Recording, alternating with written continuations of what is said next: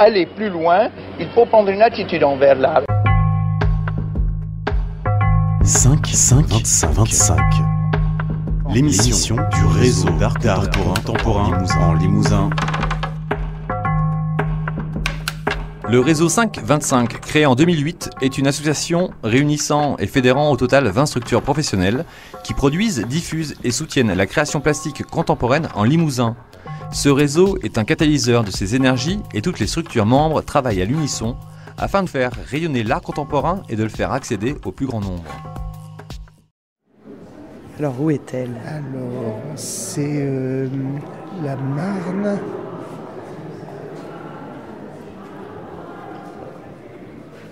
Voilà, celle-là, la grande, en face de vous.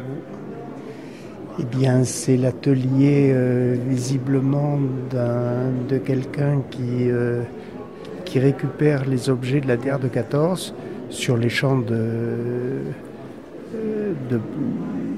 l'ancienne guerre. J'ai habité pendant mon internat à Reims, donc je suis très sensible à ce genre de choses. Qu'est-ce qui vous fait dire qu'il s'agit d'objets récupérés de la Première Guerre mondiale ? Parce qu'il y a le chemin des dames, parce qu'il y a des gourdes de soldats, il y a des baïonnettes, il y a tout un tas de choses que l'on trouve sur les champs de bataille de la guerre de 14. Est-ce que vous pourriez me décrire un peu quand même le cadre de l'image, où est-ce qu'on se situe, à quoi il ressemble cet atelier ? C'est vraisemblablement un débarras d'une maison en pierre. Je ne saurais pas dire d'autre chose. Il y a quand même un personnage dans cette image. Oui. Oui, il y a un personnage qui regarde fixement, je ne sais pas ce qu'il regarde, qui s'appuie sur un fauteuil et qui a l'air songeur. Voilà. Comme on reste songeur quand on voit ces grands champs de bataille et le nombre de croix qu'il y a dans ce pays-là. Pour ma part, comme je suis d'Émoutier, Gérard Rondeau, je le connais particulièrement par ses liens avec Robérol, avec le peintre Paul Robérol. Et donc je connais un petit peu son travail de photographe. Et nous venons de voir le film Au fil de la Marne qui nous fait vraiment admirer encore plus Gérard Rondeau. Qu'est-ce que c'est que ce film ? Au fil de la Marne, c'est un film qu'il a réalisé sur une péniche pendant quelques mois d'hiver, quelques temps avant sa mort, et qui montre les paysages et montre les gens, des gens très divers, parlants. Et c'est un film très, très sensible et très intéressant. L'exposition Gérard Rondeau dans l'intimité du monde à l'espace Paul Robérol d'Émoutier est la première à présenter une rétrospective de l'œuvre du photographe depuis son décès le 13 septembre 2016.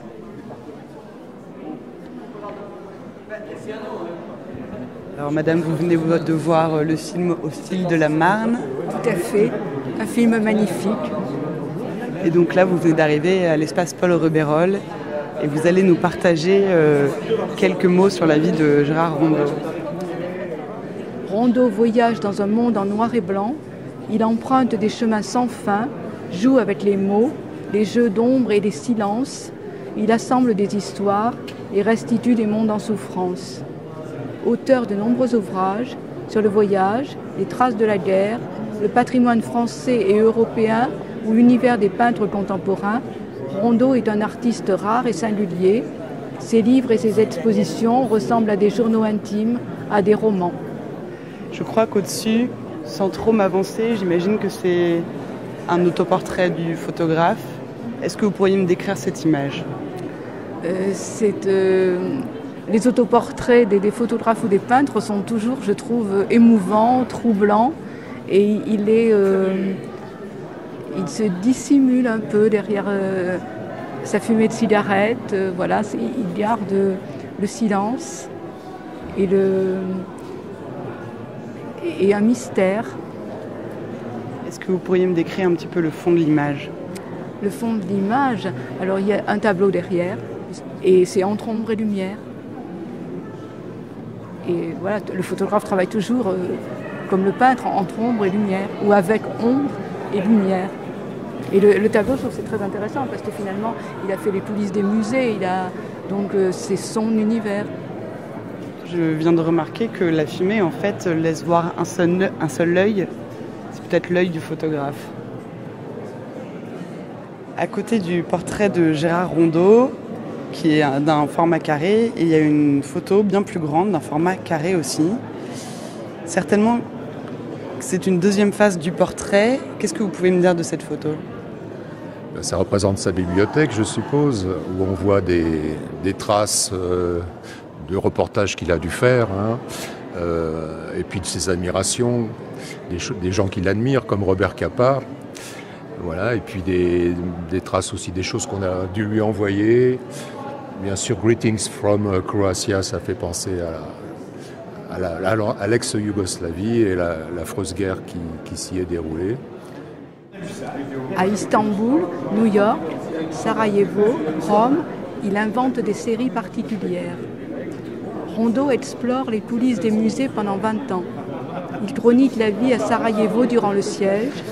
Il dresse un portrait du Maroc contemporain dans un brillant dialogue au-delà du temps avec la peinture et les dessins de Delacroix.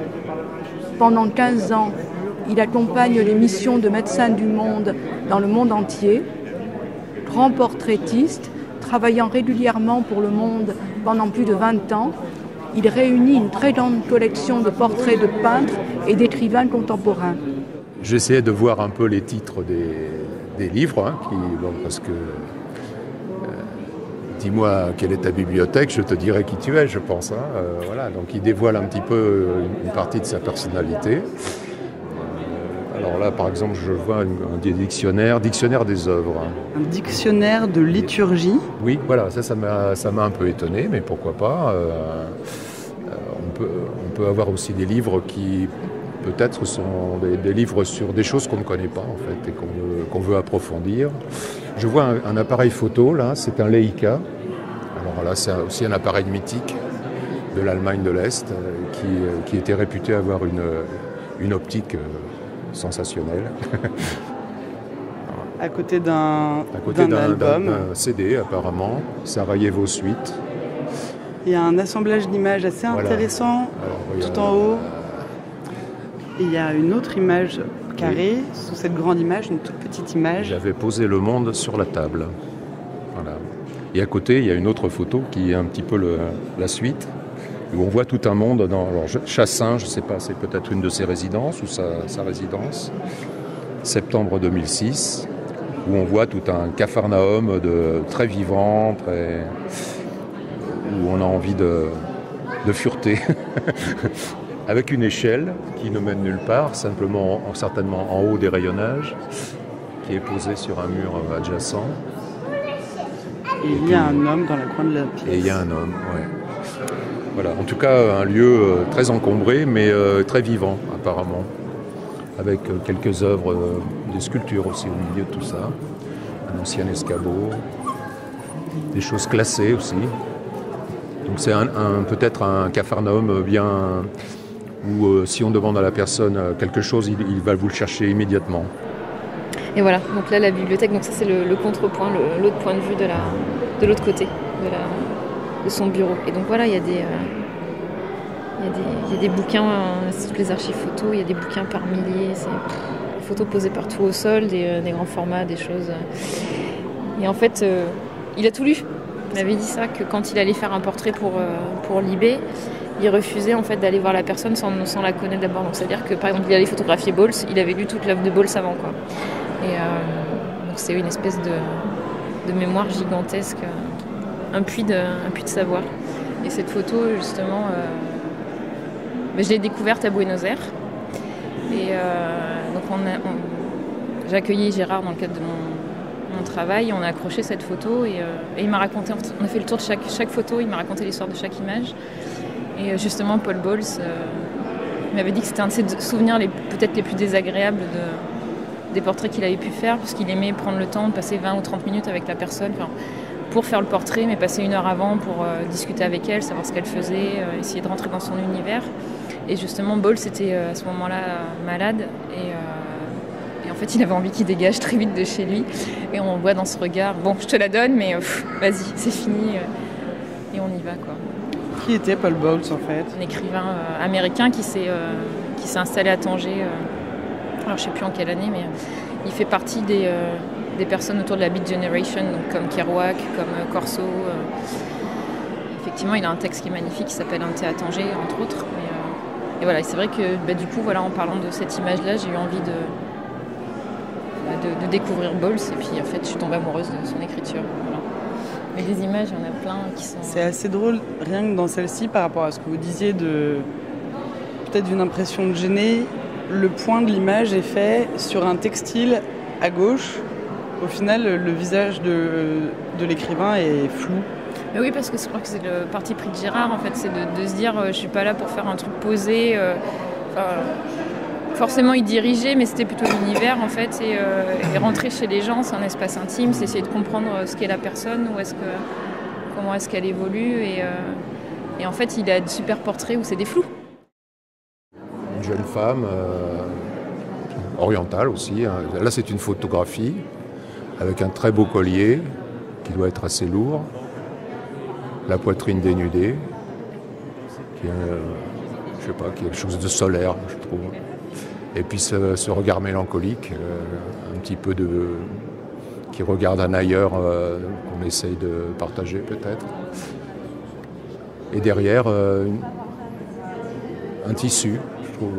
Il y a aussi un effet de matière qui est intéressant sur le plan graphique. D'ailleurs, c'est un tissu à carreaux, un peu comme le fond du tableau oriental. Ouais. Donc il a juxtaposé ces trois cartes postales ou photographies à dessin, je pense. Hein. D'ailleurs, un peu plus bas, il y a un livre des éditions Taschen, 1000 nus, 1000 nus. en anglais. Oui, ça me fait penser aussi qu'avec... en fait, on peut recréer une œuvre d'art à partir d'autres œuvres d'art ou d'extraits d'œuvres d'art. Hein, voilà, donc ça s'apparente un peu à la technique du collage aussi, hein, quelque part. Vous pouvez me décrire cette image, s'il vous plaît? Cette image-ci?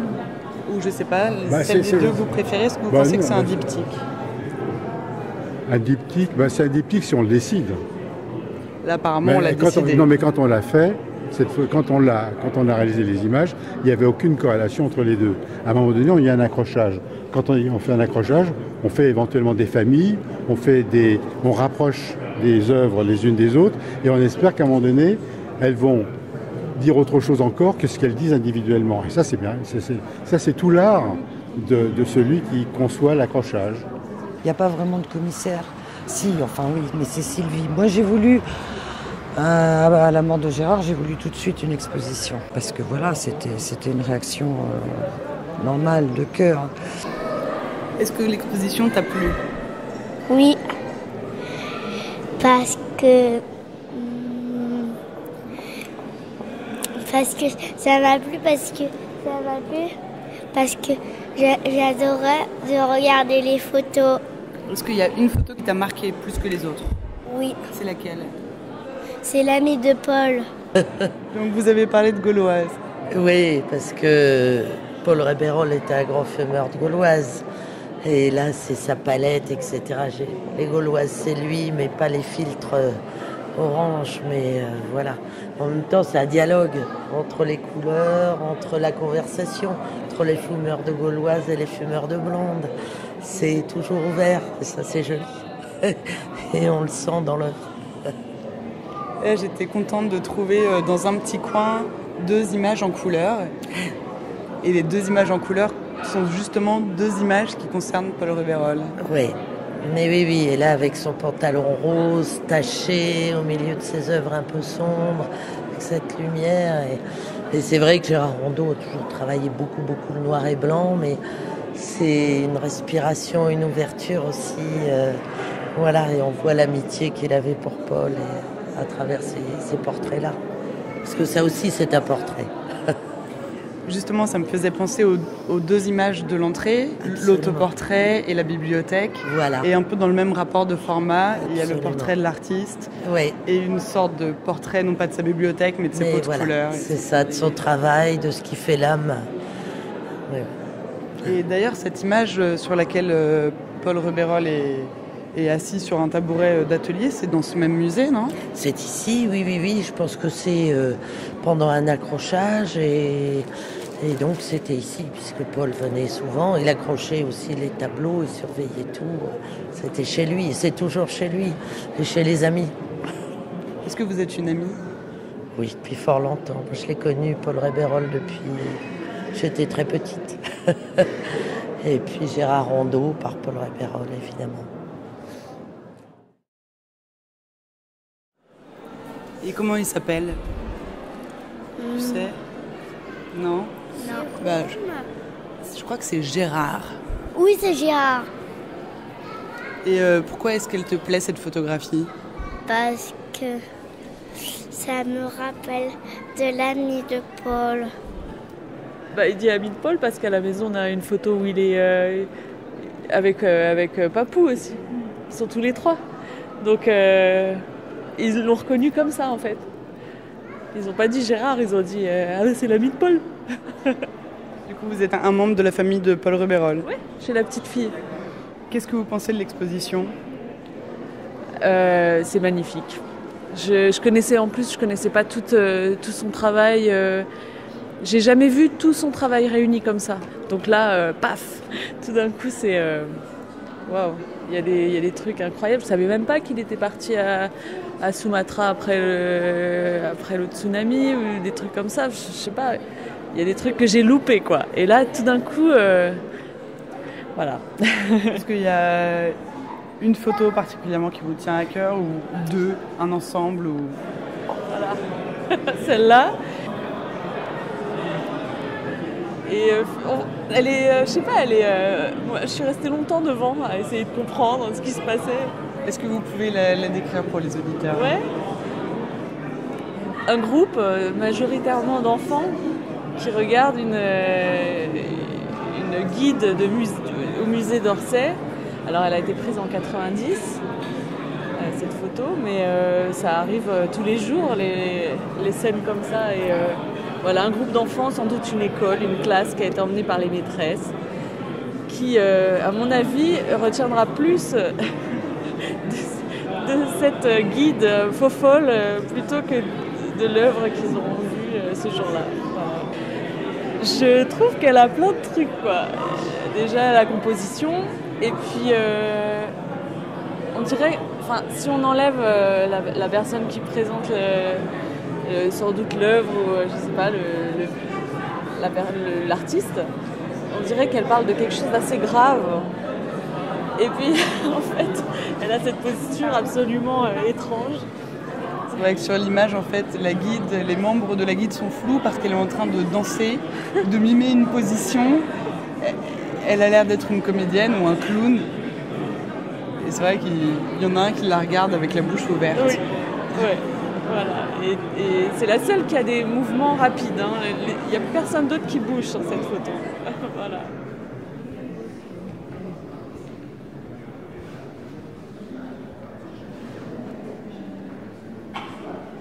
Moi, je travaillais à Buenos Aires dans les alliances françaises, le circuit des ambassades. Et justement, on avait accueilli 4 expos de lui en Argentine.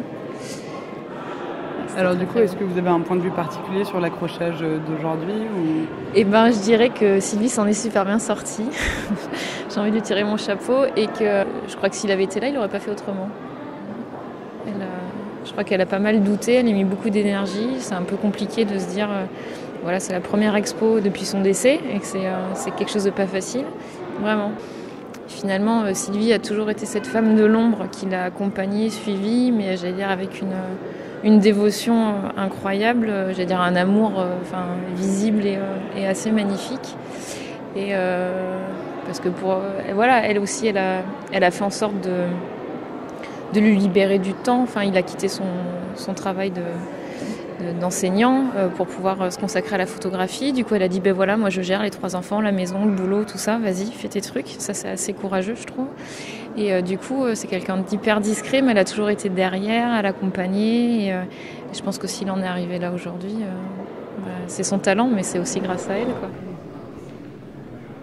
Bien, je suis Nathalie Rubérol, la présidente de l'espace Paul Rubérol. Moi, je ne voulais pas d'une exposition clé en main, je voulais que ça soit une exposition vraiment particulière et originale, avec des photos qu'on aurait choisies, des photos qu'on a choisies ensemble. Et donc, elle a réuni tout ça très, très courageusement dans les circonstances qu'on connaît, quoi. Et pour faire cette belle expo, c'est elle qui a fait les plans d'accrochage, qui a décidé de tout, dans le respect de ce que faisait Gérard, parce qu'elle a beaucoup travaillé avec lui, donc vraiment c'était... Et puis bon, évidemment, elle avait son œil aussi, quoi. Et justement, ce qui est extraordinaire, c'est qu'il y a pas mal de possibilités de faire un accrochage. Et ça, c'en est une, et moi je trouve très bien l'accrochage. Et là, on s'aperçoit que le photographe, il excelle dans tous les genres auxquels il s'attache. Ça, c'est merveilleux, ça. Ça, c'est difficile, hein. Mais justement, ce qui est important, c'est qu'il y a des photos, par exemple, vous prenez cette photo, vous la montrez toute seule, vous dites, le gars qui a fait ça, il est bon. Mais si vous l'introduisez et vous la montrez en même temps que d'autres photos, on s'aperçoit que son travail fait œuvre. C'est pas uniquement la photo qui fait œuvre, c'est son œuvre, son travail qui fait œuvre. Il y a cet accès qui est multiple. Et ça, c'est ça qui enrichit le regard. Parce que demain, si vous voyez uniquement cette photo, vous allez penser à celle-ci aussi peut-être, ou peut-être pas. Peut-être pas, parce que si ça se trouve, le mariage n'est pas bon. Moi, je ne trouve pas forcément indispensable de les mettre ensemble pour comprendre quelque chose. Mais si on les met, pourquoi pas. En tout cas, pour le micro, il nous manque un petit peu de description de ces deux images. Mais on peut pas découvrir une image par sa description. Est-ce qu'il y a une photo dont vous voudriez parler, une photo qui dans l'exposition? Non. Okay. Non. Non, dans toutes les photos, si vous voulez. En plus, j'en parlerai très mal parce que les photos parlent d'elles-mêmes. À un moment donné, on a mis la citation de Gérard qui parle du silence, des photos silencieuses. Je crois qu'il faut rester silencieux aussi.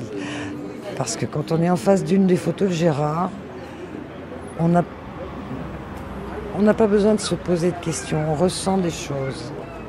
Et voilà. C'est une affaire d'intimité. C'est une affaire d'intimité, comme souvent aussi face à certains tableaux de peintres.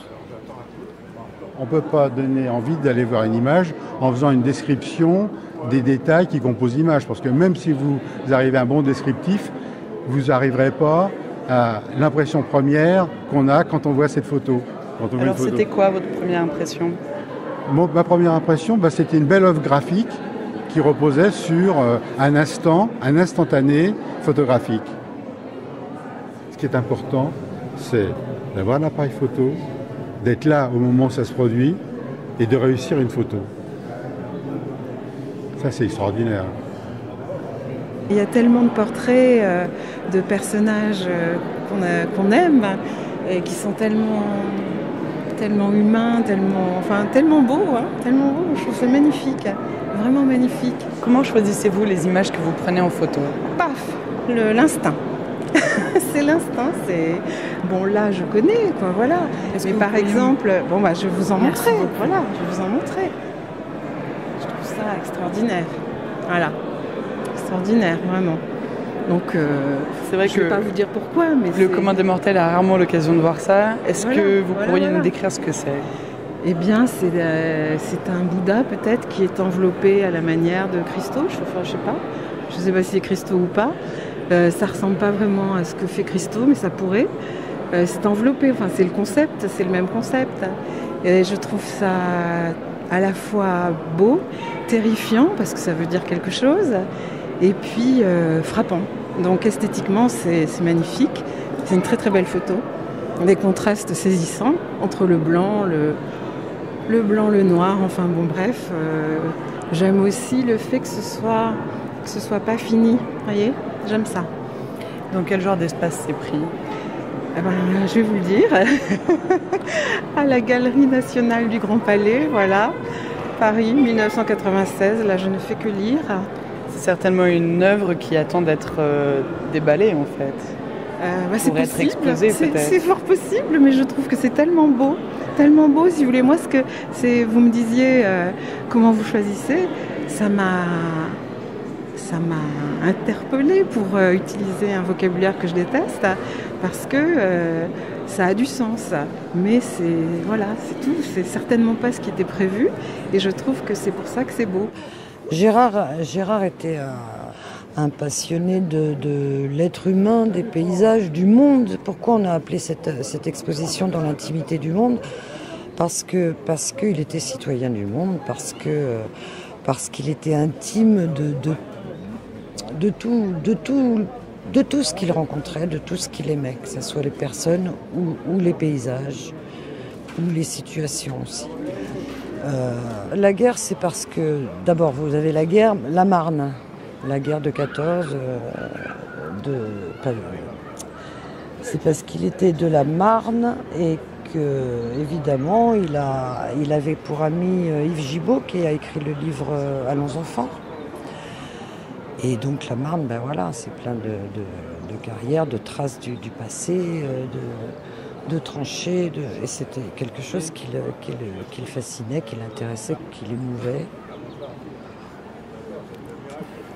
Et voilà. Quant aux autres traces de guerre, beaucoup plus récentes, beaucoup plus actuelles, ça c'est parce qu'il a accompagné pendant 10 ans, je crois 10 ou 15 ans, Médecins du Monde. Donc il est allé en Bosnie, il est allé à Sumatra, il est allé partout où la misère réclamait des soins. Le point commun, c'est son humanité, en fait. C'est la manière de le traiter. C'est-à-dire que, du coup, son engagement va au-delà de l'image. Et je trouve que même si, à un moment donné, ça passe par des sortes de commandes, finalement, entre ce qu'il fait sur la Marne ou le chemin des Dames, c'est aussi profond et aussi engagé que les photos pour lesquelles, à la base, il s'agit d'une commande. Sarajevo, des choses comme ça. Qu'est-ce qu'il vous racontait là-dessus ? Plutôt la difficulté à être sur place, mais justement son point d'accroche, lui, c'était la rencontre avec les gens, de se dire je suis là, je suis pas là pour dresser un portrait de la guerre, je suis là pour montrer en fait ce qu'il y a à côté, ce qu'il y a justement dans le hors cadre en fait. Je crois que ça c'est le nom qu'il avait donné à son expo sur les musées nationaux, mais finalement je crois que c'est assez juste par rapport à tout ce qu'il a pu faire, en se disant que finalement, l'image qu'on donne à voir pour la presse, elle est assez, codifiée, et elle dirige le regard du spectateur. Et lui, ce qu'il voulait faire, c'était toujours de laisser le spectateur avec son libre arbitre, en fait, se dire, moi, qu'est-ce que j'ai envie de voir. Il n'y a pas de jugement, en fait, dans ces images. Et je trouve qu'il y a beaucoup d'humanité. Donc, on ne sent pas qu'il est dans la complaisance, parce que c'est pas quelqu'un de complaisant, c'est quelqu'un qui n'aimait pas la médiocrité intellectuelle, qui était assez cash, dans un rapport de travail parfois très difficile, mais justement tellement entier que je trouve que c'est ça qui est beau, c'est qu'on sait que ce qu'il met là dans ces images, c'est ses tripes, et c'est pas autre chose, et c'est pas quelqu'un qui faisait des compromis, je crois pas.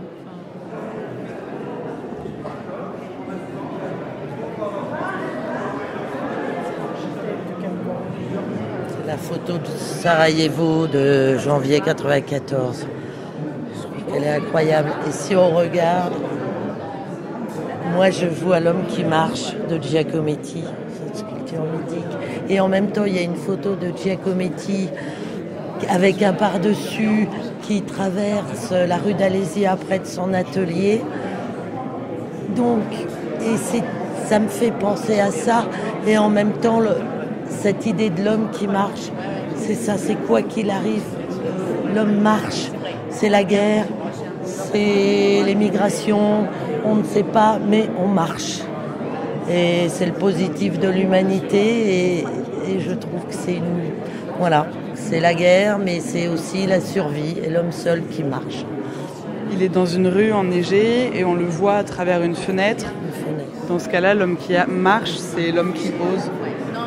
Et là, on a l'impression aussi que derrière la vie de quelqu'un regarde cet homme marcher. C'est aussi un questionnement. Est-ce que je suis dans cette situation et est-ce que j'oserais y aller ? Oui, exactement.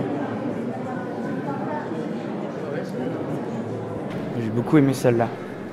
Je trouve que c'est génial. Enfin, je sais pas, il y a un truc qui m'attire. Parce que c'est là, bon, déjà il y a la neige forcément qui tombe, et puis ouais voilà, elle me captive un peu. Donc c'est une rue de Sarajevo en plein hiver, des congères, et donc on suit, il y a plein de passants qui sont dans la rue qui regardent par terre, on voit pas leur visage. On suit une femme qui est de dos, et il y a un croisement. Et donc tous ces personnages se croisent, avec en fond des immeubles pas soviétiques, mais presque, bien gris, bien tristes, et avec des inscriptions un peu partout. C'est la vie de tous les jours pendant la guerre en fait. C'est des murs, c'est des barricades, ouais. Ouais, il y a une rue qui est coupée sur laquelle il y a barré, ouais. Une inscription aussi, je sais pas ce que ça veut dire. Je l'ai vu plein de fois. Mais T'as déjà vu cette inscription? Ouais, en plus il y a pas longtemps. Ouais. Je sais pas, il faut que je cherche ce que c'est. Alors tu peux me l'épeler pour voir? SKID, et plus loin ROW. R-O-W. Voilà, ça me perturbe un peu. Ouais. Moi j'aime bien aimer la série sur Sarajevo, sur l'Albanie aussi là-bas. Les camions, il y en avait une avec des camions devant. Alors il y a aussi un mur sur le Tour de France. Ouais. Alors celle dans le mur du Tour de France, c'est celle-là ma préférée. Parce que c'est marrant, c'est la seule qui a un peu un sens, que le Tour de France c'est pas... finalement les personnes sont floues, et ce qui reste net c'est le paysage derrière qui est super beau. Donc c'est un peu le moyen, c'est un peu ça le Tour de France aussi, c'est découvrir la France. Voilà. Donc là, par rapport à notre travail sur toute une vie de photographe, dans l'exposition, qu'est-ce qu'on peut voir en fait?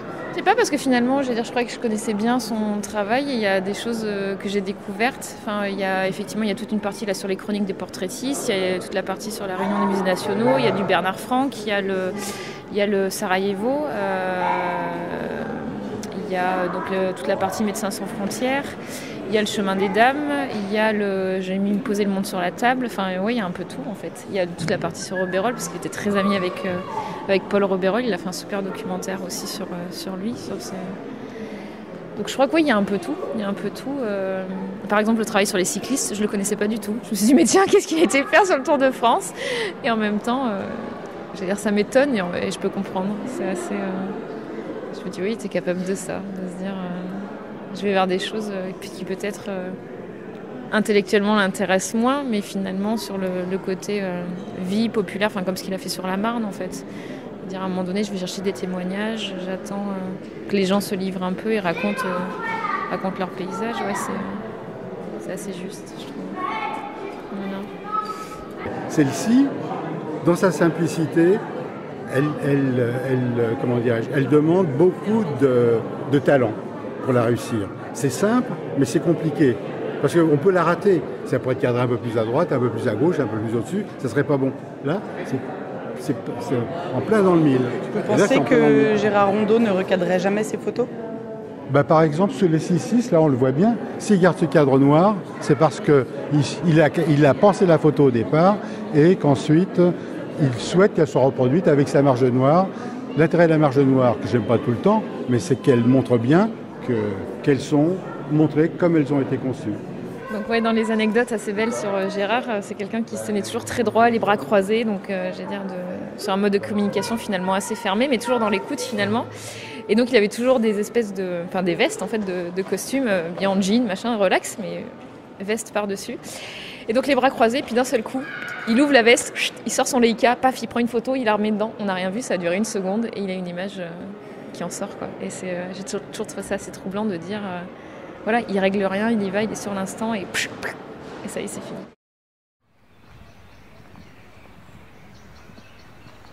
Les proches et moins proches de Gérard Rondeau ont été enregistrés ce samedi 11 mars 2017 à l'espace Paul Robérol des Moutiers. Vous pouvez y découvrir l'exposition rétrospective Gérard Rondeau dans l'intimité du monde jusqu'au 21 mai 2017. 5, 25. l'émission du réseau d'art contemporain en Limousin.